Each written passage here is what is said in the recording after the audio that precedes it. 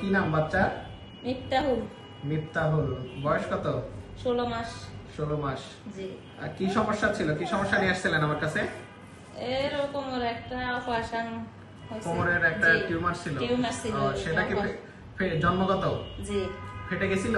না না, ফাটে নাই। ফাটে নাই। ওই টিউমার অপারেশন কতদিন আগে হয়েছে? 7 দিনের মাথায়। 7 দিনের মাথায় হয়েছে। ওই টিউমার অপারেশন করার পরে কি কতদিন পরে আসলেন আমার চেম্বারে এখন আজকে? মাসে মাসে তো আসছি। মানে আজকে কতদিন হলো? আজকে 7 মাস পরে আসছি। 7 মাস হচ্ছে।